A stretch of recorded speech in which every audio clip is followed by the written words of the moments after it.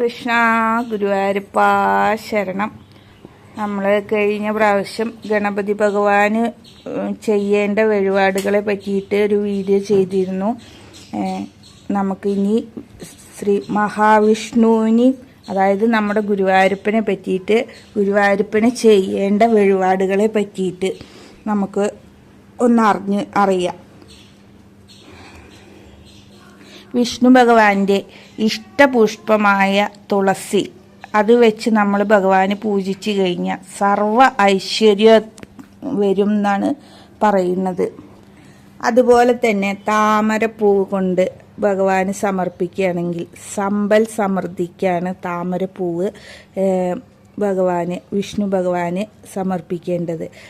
അതുപോലെ സർവ ഐശ്വര്യ സിദ്ധിക്കായിട്ട് വിഷ്ണു ഭഗവാന് വെളുത്ത ശംഖുപുഷ്പം കൊണ്ട് പുഷ്പാഞ്ജലി നടത്തിയാൽ മതി. പിന്നെ ഉള്ളത്, വിഷ്ണു പൂജ ചെയ്യുന്നതിൻ്റെ ഫലം എന്താണെന്ന് വെച്ചാൽ, മഞ്ഞ തെച്ചിപ്പൂക്കളാൽ വിഷ്ണു പൂജ ചെയ്താൽ കാര്യ വിജയം. അതായത് തെച്ചിപ്പൂവ് വേണമെന്നില്ല, മഞ്ഞ പൂക്കൾ, അതായത് മഞ്ഞ പൂക്കളാണ് ഭഗവാന് ഏറ്റവും ഇഷ്ടപ്പെട്ട പൂക്കൾ. ആ മഞ്ഞ പൂക്കൾ കൊണ്ട് പൂജിച്ചാൽ കാര്യവിജയമാണ് കേട്ടോ. അതുപോലെ തന്നെ ഭഗവാന് പാലാഭിഷേകം നടത്തുന്നത് കൊണ്ടുള്ള ഫലം എന്താണെന്ന് വെച്ചാൽ, രോഗശാന്തിക്കായിട്ടും അതുപോലെ കണ്ണ് സംബന്ധമായിട്ടുള്ള അസുഖങ്ങൾക്കും പാലാഭിഷേകം മഹാവിഷ്ണുവിന് നടത്തുന്നത് അത്യുത്തമമാണ് കേട്ടോ. മഞ്ഞപ്പട്ട് ഭഗവാന് ചാർത്തിയാലുള്ള ഫലം എന്താണെന്ന് വെച്ചാൽ, ധനധാന്യ സമൃദ്ധിക്ക് വേണ്ടിയിട്ടാണ് നമ്മൾ ഭഗവാന് മഞ്ഞപ്പട്ട് സമർപ്പിക്കുന്നത്. അതുപോലെ തന്നെ ദുഃഖ നിവാരണത്തിന് വിഷ്ണു സന്നിധിയിൽ നമ്മൾ പാൽപായസം നടത്തിയാൽ മതി കേട്ടോ. പിന്നെ കാര്യവിജയത്തിന് വിഷ്ണു ഭഗവാന്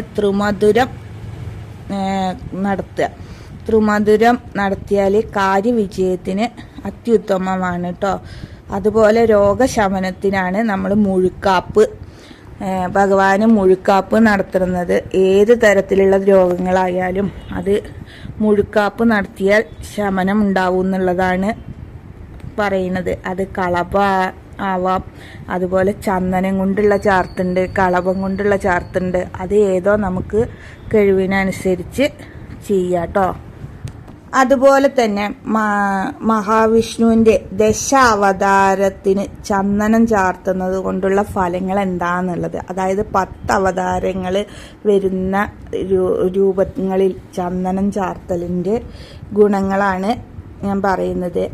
ആദ്യം നമുക്ക് മത്സ്യാവതാരത്തിന് ചന്ദനം ചാർത്തിയാൽ വിദ്യാഭിവൃദ്ധി ഉണ്ടാവും. അതുപോലെ തന്നെ രോഗമുക്തിക്കും ദീർഘായുസ്സിനും മത്സ്യാവതാരത്തിൽ ചന്ദനം ചാർത്തുന്നത് നല്ലതാണ് കേട്ടോ.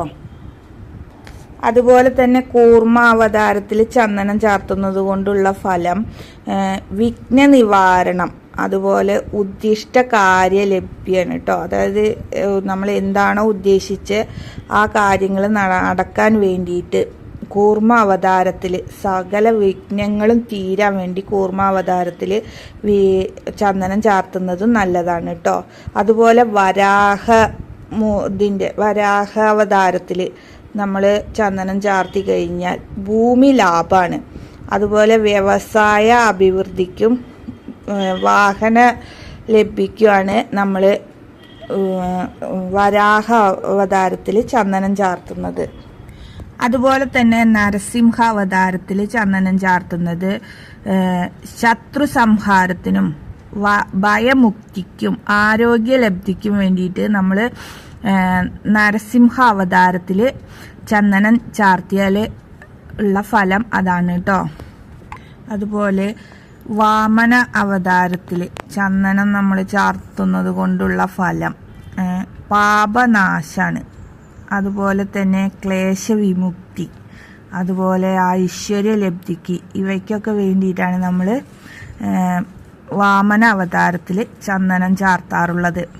അതുപോലെ പരശുരാമൻ്റെ അവതാരം വരുന്ന സമയത്ത് ചന്ദനം ചാർത്തുമ്പോൾ എന്താ വെച്ചാൽ മോക്ഷപ്രാപ്തിക്ക് വേണ്ടിയിട്ടാണ്. അതുപോലെ ആയുർ ലബ്ധിക്ക് വേണ്ടിയിട്ടും പാപനാശനത്തിന് വേണ്ടിയിട്ടും നമ്മൾ ചെയ്യുന്ന വഴിപാടാണ് ദശാവതാരത്തിലെ പരശുരാമൻ്റെ അവതാരത്തിന് ചന്ദനം ചാർത്തുന്നത്.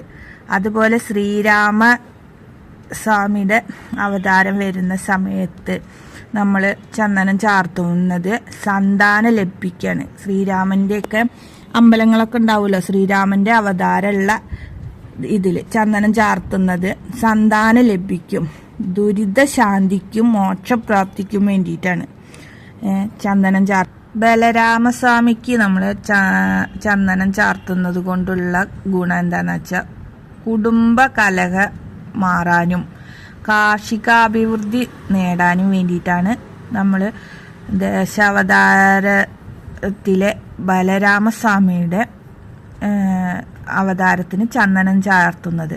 അതുപോലെ തന്നെ ശ്രീകൃഷ്ണ ഭഗവാന്റെ രൂപത്തിൽ നമ്മൾ ചന്ദനം ചാർത്തുന്നതിന് വിവാഹ സിദ്ധിക്കും അതുപോലെ കാര്യസിദ്ധിക്കും ഐശ്വര്യലബ്ധിക്കും വേണ്ടിയിട്ടാണ്.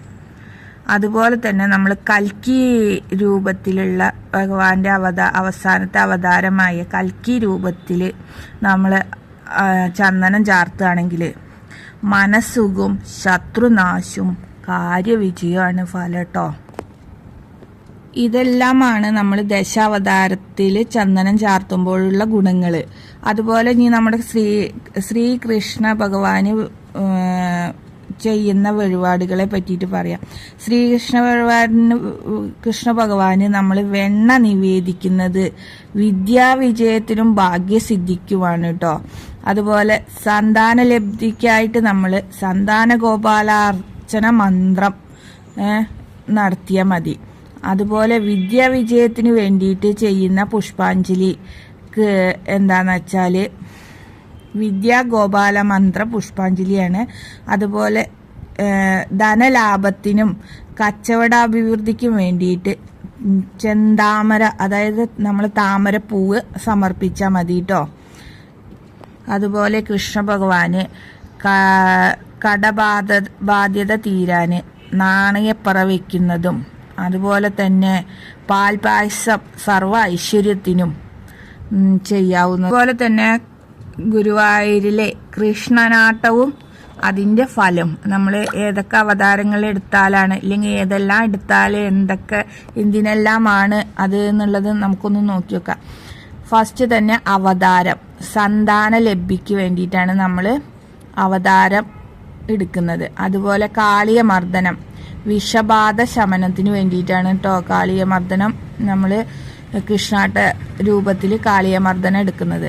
അതുപോലെ അടുത്തത് മൂന്നാമത്തത് രാസക്രീഡ ദാമ്പത്യ സൗഖ്യത്തിനും കന്യകമാരുടെ ശ്രേയസിനും വേണ്ടിയിട്ടാണ്. അതുപോലെ കംസവധം ശത്രുനാശത്തിന് വേണ്ടിയിട്ടാണ് നമ്മൾ കംസവധം എടുക്കുന്നത്. സ്വയംവരം മംഗല്യ സിദ്ധിക്കും വേണ്ടിയിട്ടാണ് നമ്മൾ സ്വയംവരം എടുക്കുന്നത്.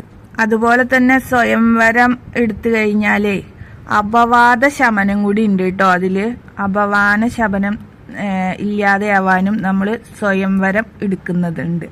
പിന്നെ അടുത്തത് ബാണയുദ്ധം അഭിഷ്ട സിദ്ധിക്കും ശങ്കരനാരായണ പ്രീതിക്കും വേണ്ടിയിട്ടാണ് ബാണയുദ്ധം എടുക്കുന്നത്.